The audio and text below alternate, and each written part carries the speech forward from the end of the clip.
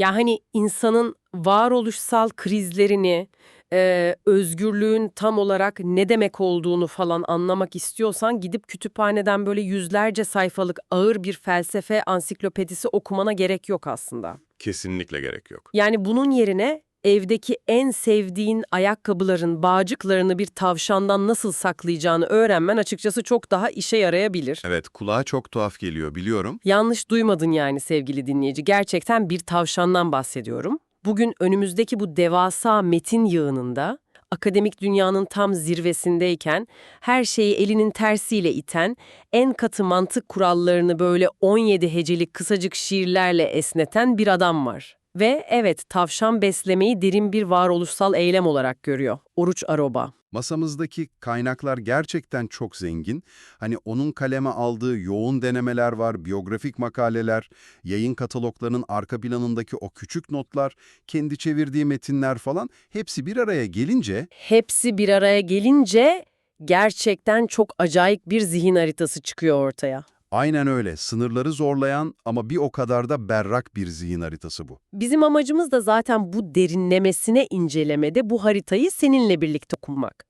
Biliyorum, sen de hepimiz gibi şu an korkunç bir bilgi bombardımanı altındasın. Hani her saniye bir ekrandan yeni bir veri, yeni bir bildirim fışkırıyor ya. Nefes alacak vaktimiz yok maalesef. Hı hı. Yani derinleşecek, durup ya ben kimim ve şu an nereye koşuyorum diye soracak vaktimiz kalmadı. İşte tam da bu yüzden edebiyat ve düşünce dünyasında Türkiye'nin Nietzsche'si olarak bilinen Aruba'nın dünyasına dalıyoruz bugün. Onun yaşamına, dil oyunlarına ve o efsanevi yürüme felsefesine. Acaba onun bu yavaşlık tavrı, modern çağın bu bitmek bilmeyen hız hastalığına bir panzehir olabilir mi diye soracağız aslında. Evet, asıl soru bu. Ki bu bence üzerine kesinlikle durulması gereken çok kritik bir nokta. Çünkü Aruba'nın felsefesi tam da bu tür modern hastalıkların sarsıcı bir teşhisiyle başlıyor diyebiliriz. Hastalığın teşhisi de onun hayatındaki en büyük kırılma anında gizli. O zaman direkt o kırılma anından başlayalım bence. Yani bu adam o çok prestijli akademik dünyayı neden bir anda terk etti? Kaynaklara bakıyorum.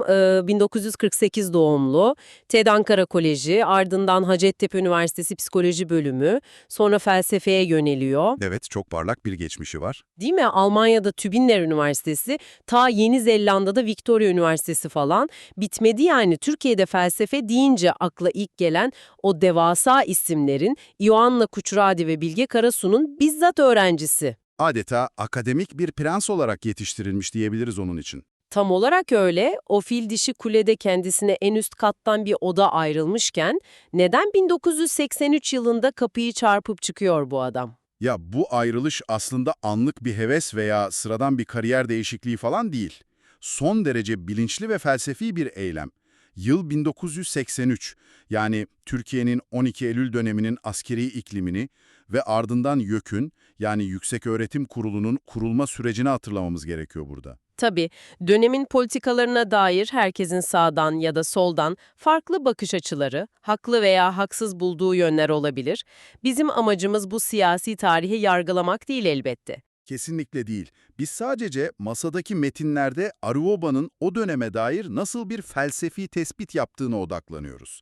O, kurumsallaşmanın üniversiteleri bağımsız düşünce üreten bir habitat olmaktan çıkarıp böyle mekanik bir düzene soktuğunu savunuyor. Hı? Onun gözlemine göre sistem insanlara sessizce şu mantığı dayatıyordu. Diyor ki, düşünürsen ideolojin olur, ideolojin olursa bu seni insan öldürmeye kadar götürür. O yüzden sorun çıkmasın istiyorsan sen en iyisi hiç düşünme. Aruoba'ya göre bu, zihinleri uyuşturan bir felaketti. Açıkçası dürüst olmam gerekirse 30'lu yaşlarının ortasında hani sistem çok bozuldu ben oynamıyorum diyerek o güvenli kariyeri bırakmak bana biraz şey geliyor. Ne geliyor? Ya romantik ama aynı zamanda bir kaçış gibi geliyor sanki. Yani aslında o dönemin akademik matriksinden çıkmak için kırmızı hapı yutan bir Türk felsefesi neosu gibi bir şey mi bu adam? Sorunlarla içeriden mücadele etmek yerine sadece izole olmayı seçmek değil mi bu yaptığı? Bak bu çok güzel bir soru ama eğer sadece kaçıp bir köşeye saklansaydı, biz muhtemelen bugün bu masada onun yarattığı o derin felsefeyi konuşmuyor olurduk. Oruç Arıba'nın yaptığı şey bir inziva veya küskünlük değildi. Aktif bir eylemdi. Nasıl bir eylem? O kurumların sadece beton binalarını terk etmedi, o binaların içinde üretilen o devasa, tepeden bakan, kalıplaşmış ve ağdalı felsefe dilinde reddetti. Onun felsefe tanımı da zaten bu radikal tavrı gerektiriyordu. Kaynaklarda çok net belirtiyor bunu. Felsefenin işinin düzenlere çomak sokmak, koyunu sürüden çıkmaya ayartmak olduğunu söylüyor. Bir de kaynaklarda şey diyor, sağlıklı bir toplumda felsefe yapmak, gönüllü olarak tımarhaneye girmektir diyor. Bu cidden çok sert ama zihni inanılmaz açan bir ifade bence. Aynen öyle. Çünkü zihni o toplumsal kalıplardan kurtarmak, çoğunluğun normal kabul ettiği o uyuşukluktan sıyrılmak demek. Bu da haliyle dışarıdan bakan, sisteme entegre olmuş birine düpedüz tımarhane deliliği gibi görünür. Doğru. Oroba bu yerleşikliği reddetme işini sadece mesleğinde değil, kişisel yaşamında da harfiyen uyguladı. Ev kurmak, sabit bir meslek edinmek, hani bir kimliğe sıkışmak gibi yerleşik konulardan hep uzak durdu. Temel ilkesi şuydu, kendine aykırı bulduğun yeri hemen terk edebilir durumda olmalısın. Hani Ankara'yı terk edip İstanbul'a, sonra orayı da bırakıp İzmir'e uzanan o göçleri de aslında bu felsefenin ete kemiğe bürünmüş hali diyebiliriz o zaman. Kesinlikle tam olarak öyle. Peki akademinin o kuralcı dilinden kaçtı dedik az önce. Kurumları bıraktı, o şatafatlı jargonu reddetti. Gidip yerine ne koydu? Yani felsefe dediğimiz o ciddi disiplin zaten ağır terimlerle, tuğla gibi büyük sistem kitaplarıyla falan yapılmaz mı? Yapılır tabii ama Ya kaynakları taradığımda burada çok garip bir isim çıkıyor karşıma. Avusturyalı filozof Ludwig Wittgenstein. Aruba'nın adeta bir Wittgenstein saplantısı var gibi. Neden onca filozof varken Wittgenstein? saplantı aslında çok doğru bir kelime burada. Çünkü o, felsefeyi akademik bir meslek olarak değil, dilin sınırlarını ve insan zihninin kapasitesini keşfetme işi olarak görüyordu. Ve Wittgenstein bu konuda felsefe tarihinin gördüğü en keskin zekalardan biridir. Düşün ki Wittgenstein hayattayken sadece tek bir ince kitap yayınladı. Tractatus Logico-Philosophicus. Bu metin mantık ve dil felsefesi üzerine yazılmış, şifreli, labirent gibi anlaşılması inanılmaz zor bir metindir. Oruç Aruba işte bu deha işi eseri Türkçe'ye çeviren ilk kişi oldu. Vay canına. Ama onu asıl büyüleyen, o kitabın bel kemiğini oluşturan meşhur argümandı, dilimin sınırları, dünyamın sınırlarıdır. Bir saniye. Bunu biraz açalım bence. Bu o kadar çok duyduğumuz, hani havalı olduğu için sağda solda sosyal medyada kullandığımız ama üzerine pek düşünmediğimiz bir laf ki, dilimin sınırları dünyamın sınırlarıdır derken mekanizması tam olarak ne bunun? Şöyle düşün. Yani kelime dağarcığım azsa daha küçük bir evrende mi yaşıyorum demek istiyor. Kısmen evet. Ama meselenin kökü inanın çok daha derin. Şöyle düşün, eğer bir duyguyu, karmaşık bir olayı veya soyut bir fikri ifade edecek kelimen, onu tanımlayacak bir kavramın senin zihninde yoksa, o fikri tam anlamıyla var edemezsin. Onu algılayamazsın bile. Anlıyorum. Zihnin kafesi dildir. O kafes ne kadar genişse, varoluşunu o kadar geniş bir alanda deneyimlersin. Aruoba sadece Wittgenstein'i değil, Hume, Kant, Rilke ve Nietzsche'yi falan çevirirken de o kelimeleri sadece aktarmadı. Türkçenin felsefi kapasitesini zorladı. O kafesi nasıl esnetebileceğini aradı hep. Çok ilginç. Ancak Aruoba kendi üslubunu yaratırken Wittgenstein'ın kitabının o meşhur son cümlesini kendine rehber aldı. Söylenebilir ne varsa açık söylenebilir, üzerine konuşulamayan konusunda da susmalı. Bak susmak işte işin en gizemli kısmı burası bence. Çünkü kendisi Türkiye'nin Nietzsche'si olarak anılıyor. Böyle şiirsel kesik kesik aforizmalarla yazan biri. Hatta kaynaklarda şair Murat Anmungan onun için çok şiirsel bir ifade kullanıyor. Türkçenin saçlarını tarayan, yaşayan 3-5 yazardan biri diyor. Çok güzel bir tanımdır o. Gerçekten öyle. Kelimelere o kadar şefkatli yaklaşıyor adam ama bir yandan da bu susma meselesi var. Özellikle onun şu Hayuku denemelerine gelirsek, açıkçası bu nokta bana inanılmaz derecede kaotik ve mantıksız bir karışım gibi geldi en başta. Hadi ya, neden mantıksız geldi ki? Ya çünkü birleştirmeye çalıştığı şeyler birbirine tamamen zıt. Hayuku biliyorsun Japon kültürüne ait bir sanat. 5-7-5 düzeninde sadece 17 heceden oluşan minicik anlık bir şiir formu. Öte yanda Wittgenstein var, Avusturyalı buz gibi katı bir mantıkçı. Evet. Aruoba ise Türk bir filozof. Ortada müthiş bir kültürel çorba var resmen. Sen bana sadece 17 hecelik o kısacık şiir formunun böylesine devasa bir felsefi düşünceyi altında ezilmeden nasıl taşıyabileceğini açıklayabilir misin? İşte bu formun altında ezilmemesinin sebebi, haikunun tam olarak bir eksiltme, bir susma sanatı olması. Aroba'nın bu formu seçmesi asla tesadüf değildi. Olay o 17 heceye koskoca bir dünyayı tıkıştırmak falan değil. Ne peki? O 17 hecenin dışındaki devasa sessizliği konuşturmaktır. Wittgenstein'ın kuralını hatırla. Hani üzerine konuşulamayan konusunda susmalı diyordu ya. Evet. Haiku'da yazılan kelimelerden çok yazılmayan kelimelerin, o boşlukların taşıdığı anlamdır aslında. Evet, Türk edebiyatında Orhan Veli falan da haiku formunu denemiştir. Çünkü Türkçe yapısı gereği az kelimeyle çok derin manalar ifade etmeye çok müsaittir. Hı hı. Ancak Aroba bu minicik formu alıp adeta felsefi bir çekiç gibi kullanıyor. Bir fikri yüzlerce sayfalık bir makalede boğmak yerine o fikri yontuyor ve en saf, en çıplak haline indirgiyor. Kelimeleri o kadar dikkatli, o kadar yavaş seçmek zorunda kalıyorsun ki bu süreçte, ister istemez okuyucuyu da yavaşlamaya mecbur bırakıyor. Anladım. Yani bu sadece stilistik bir tercih falan değil. Yavaşlık, kelimelerden başlayıp hayata yayılan somut bir eylemdir onun için. Kelimeleri yavaşlatmak, hayatı yavaşlatmanın provasıdır. Vay canına, çok iyiymiş. Aslında buradan müthiş bir geçiş yapıyoruz bence. Yavaş ve bilinçli atılan adımlar deyince, felsefesinin o tam kalbine, meşhur yürüme konseptine geliyoruz. Aynen öyle. Çünkü yürümek doğası gereği aceleye gelmeyen, motorlu taşıtlara, o modern hıza baş kaldıran bir eylem. Aroba'nın tümceler, deki, işte ve yürüme kitaplarından oluşan bir üçlemesi var önümüzde. Yürümeyi neden sıradan bir spor veya bedensel bir aktivite olarak değil de felsefesinin tam temeline koyuyor sence? Çünkü yürümek onun felsefesinde ontolojik bir eylem. Yani insanın varoluşunu doğrudan tanımlayan bir konumlanma biçimidir. Burada Alman filozof Heidegger'in o çok temel prensibiyle derin bir paralellik var. Yol varıştan daha önemlidir ilkesi. Evet, çok meşhurdur o. Aroba bunu alıp kendi dilinde yeniden kuruyor. Ona göre yerleşiklik konforlu bir uyuşturucudur. Binaların, kariyerlerin, makamların içine hapsolmaktır. Ancak yürümeye başladığında o sabit formdan çıkar, durmadan bir oluş sürecine girersin. Hayatı dondurmayı bırakır, onunla beraber akarsın. Yürümek kitabının bölümlerini incelerken çok tuhaf böyle sembolik başlıklar gördüm kaynaklarda. Mesela biz kavramı altındaki gündüz yarasaları metaforu. Bu beni gerçekten tam kalbimden vurdu. Gündüz yarasası.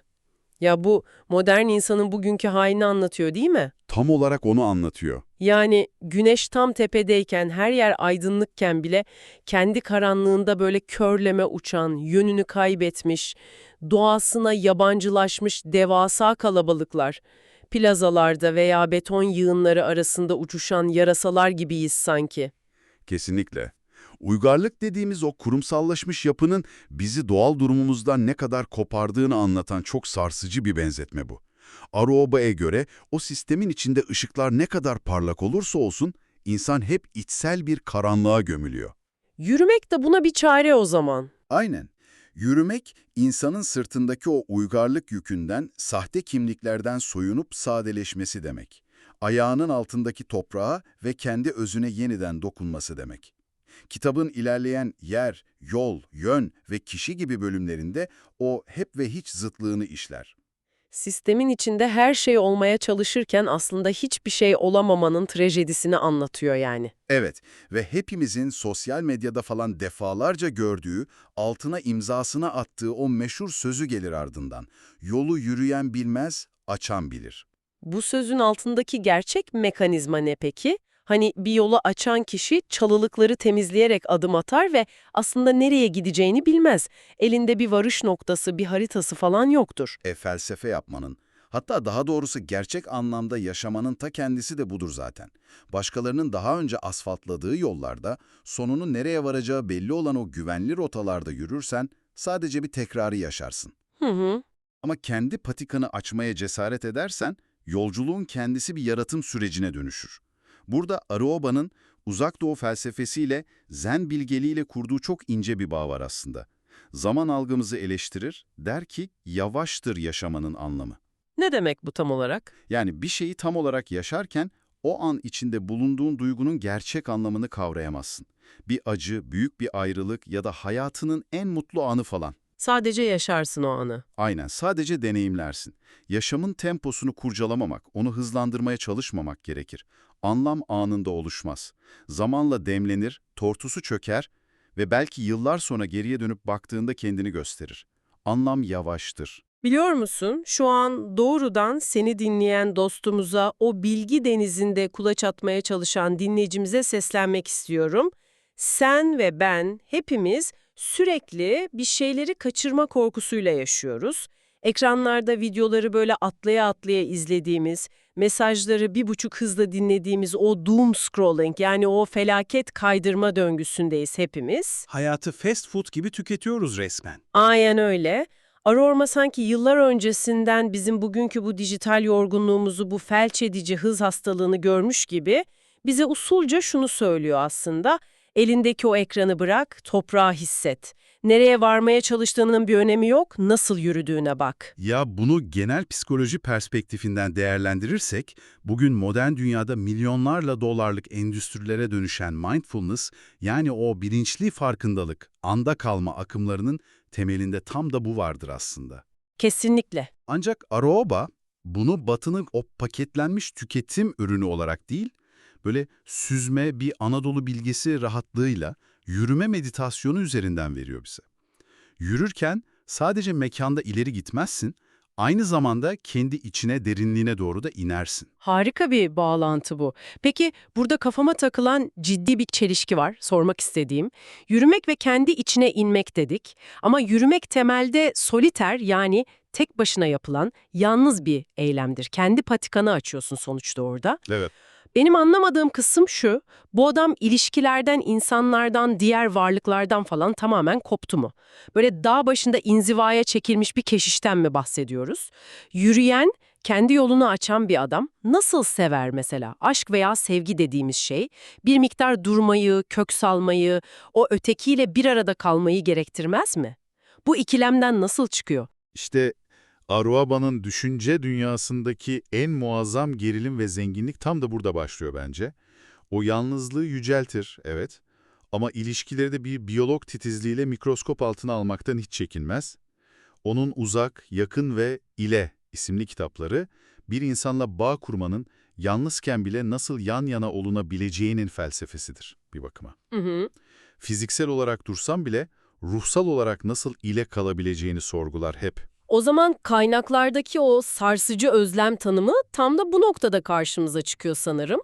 Şöyle bir ifade var metinde. Diyor ki, özlem sevgi değil, sevgi özlemdir. Özlem ayrılmamış uzaklıktır. Ya okuyunca insanın cidden içi titriyor ama mekanizması nedir bunun felsefi olarak? Ayrılmamış uzaklık, bu kavramsallaştırma felsefi açıdan gerçekten kusursuzdur. Aruoba diyor ki, fiziksel mesafe içsel bağı koparamaz. Gerçekten sevmek, o uzaklığa, mesafelere rağmen ruhsal bütünlüğü koruyabilme halidir aslında. İlişkileri incelerken özgürlük meselesine çok derin bir dalış yapar burada. Evet. Kaynaklarımızda onun bu konuyu Alman filozof Hegel'in o meşhur efendi-köle diyalektiğine dayandırdığı, hocası Bilge Karasu'nun metinleriyle falan paralellikler kurduğu görülüyor.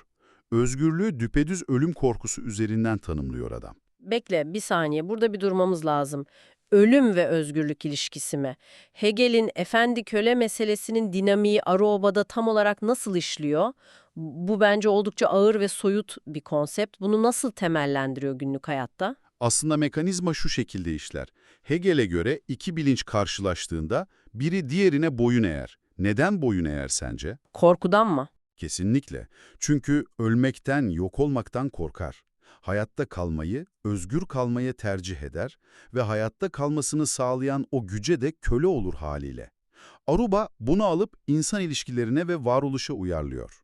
Nasıl uyarlıyor? Diyor ki, eğer sen bir şeyi, konforlu bir hayatı, bir unvanı, sevdiğin birini kaybetmekten veya en uç noktada ölüp yok olmaktan korkuyorsan, sen o korkunun kölesisin.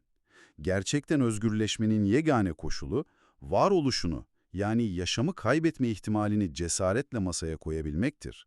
Kaybetmeyi göze alan kişi, hiçbir gücün kölesi olmaz. Gerçekten inanılmaz zihin açıcı bir bakış açısı bu. Tamam bak buraya kadar her şey son derece ağır ve ciddi felsefe. Ontolojik yalnızlıklar dedik, Hegel'in diyalektikleri, ölüm, özgürlük, o sınırları zorlayan felsefi devrimler falan. Evet, Ve sonra masadaki metinlere bir bakıyorum. Uzak kitabının tam ortasında aniden karşıma Tavşan Beslenene Kılavuz diye bir bölüm çıkıyor. Ya ciddiyim, bayağı tavşan bakımı anlatıyor adam. Evdeki espadrilleri, halı püsküllerini, jan iplerini o kemirmesin diye nasıl saklaman gerektiğini falan anlatıyor tek tek. evet, çok detaylı anlatır orayı. Diyor ki pazardan havuç alırken sakın ola yeşil saplarını koparttırma, mutlaka saplarıyla al diyor. Hatta sebze meyve soyarken artık daha müsrif davranabilme özgürlüğünden bahsediyor. Ya Hegel'den girdik halı püskülüne çıktık, bunun burada ne işi var Allah aşkına? Yayıncının bir şakası falan mı bu? Yok, hayır, ilk okuyan pek çok kişi bunun sevimli bir mola ya da espri falan olduğunu sanır ama inanın bana bu kılavuz birine yer açmanın, o ötekiyle birlikte yaşamanın felsefe tarihinde yazılmış en derin, en dokunaklı metaforlarından biridir aslında. Nasıl yani? O devasa felsefi konseptlerin tamamen günlük hayata inmiş halidir bu. Şöyle düşün, az önce ontolojik yalnızlıktan bahsettik ya. Kendi evinde, kendi yalnız krallığında her şeye hakimsin. Ama hayatına bir tavşanı, ki bunu bir sevgili, bir dost veya bir çocuk olarak da düşünebilirsin, almaya karar verdiğinde ne olur? Düzenin alt üst olur tabii. Kendi sınırlarını daraltırsın. Ne bileyim, espadrilleri falan kaldırırsın ortadan. Aynen öyle. Sevgi, karşındaki o farklı doğaya saygı duymak ve kendi alışkanlıklarını, kendi sınırlarını ona göre esnetebilmektir. Birini sevdiğinde pazardan alışveriş yapma şeklin bile değişir. Havucu sırf o kırılgan varlık seviyor diye onun doğasına uygun şekilde yeşil sapıyla alırsın mesela. Evinin fiziki ve ruhsal koşullarını o ötekine göre yeniden inşa edersin. Anlıyorum. Fakat asıl büyüleyici olan şudur, kendi alanından feragat etmeyi bir yük, bir şikayet, bir fedakarlık gibi değil, sebze soyarken o kalın kabukları koparmanın artık çöpe gitmeyecek olmasından duyduğun o müsrif neşe gibi tatlı bir istekle yaparsın bunu. Aruba'nın o devasa soyut kavramları alıp bir havucun yeşil sapına sığdırabilmesi, bir tavşanın ayak seslerini tanıyıp ona doğru zıplamasındaki o muazzam güven bağını anlatabilmesi gerçekten eşsizdir. Tavşan besleyen havuçta yetiştirmelidir derken, sorumluluk almanın tüketmek değil, ötekine uygun şartları üretmek olduğunu yüzümüze vurur. Gerçekten inanılmaz bir sentez. Yani o yalnız yürümenin, kendi yolunu açmanın o sert filozofu günün sonunda bize bir tavşan metaforu üzerinden bir başkasıyla yan yana yürümenin, o ile olma halinin getirdiği derin sorumluluğu ve şefkati anlatıyor. Kesinlikle. Gerçekten de Oruç Aroba'nın 1948'de başlayıp 2020'de sonlanan bu yolculuğu, içinde bulunduğumuz şu dünyayı anlamlandırmak için bence eşsiz bir pusula. Koca koca kurumları reddedip o akademinin duvarlarını yıkarak hayatı en saf, en yavaş haline indirgeme çabasıydı bu aslında. Kelimelerin saçlarını taradığı 17 hecelik şiirlerle devasa dünyaları anlattı bize. Ve en önemlisi bir tavşanı beslerken hayatın nasıl yepyeni baştan kurulduğunu gösterdi. Çok doğru bir özet oldu bu. Ölüm kavramına bu kadar kafa yoran, onun üzerinden özgürlüğü tanımlayan bir düşünürün de dediği gibi kalabildiğimiz tek yer ötekilerin bellekleridir. Bence Aroba şu modern çağda hepimizin belliğinin en aydınlık köşesinde yaşamayı sonuna kadar hak ediyor. Bu noktada onun tüm o derin izlerini sürdükten sonra ben bizi dinleyen dostumuzu kendi zihniyle baş başa bırakırken bir soruyu öylece ortaya bırakmak istiyorum. Aruoba, o hayran olduğu ustanın Wittgenstein'ın kuralını gördük hep beraber. Dilimizin sınırları dünyamızın sınırlarıdır diyordu. Aruoba, kendi dünyasını genişletmek ve özgürleşmek için Türkçeyi o en çıplak, en suskun ama en derin haliyle kullandı. Peki ya sen? Aynen öyle. Yoksa Aroba gibi durup kelimelerini özenle seçtiğin, boşluklara izin verdiğin, kendi hayatının yavaş şiirini yazdığın bir dil mi kuruyorsun içeride? Şunu sakın unutmayın, eğer dünyamız dilimizle sınırlıysa kendi içimizdeki o hapishanenin parmaklarını her gün yine kendi kelimelerimizle örüyoruz demektir. Belki de o hapishaneden çıkmanın ilk adımı şu anda bizi dinlemeyi bitirdikten sonra o kulaklıklarını çıkarıp Yönünü tam olarak bilmesen bile yavaşça kendi patikana doğru o ilk adımı atmaktır. Giderken o uzun yolda kendi havuçlarını ekmeyi de sakın unutma diyelim o zaman. Bizimle birlikte bu zorlu ama bir o kadar da berrak zihnin haritasında yürüdüğün, zamanını ayırdığın için çok teşekkürler. Bir sonraki derin sohbette görüşmek üzere. Bizi dinlemeye devam et.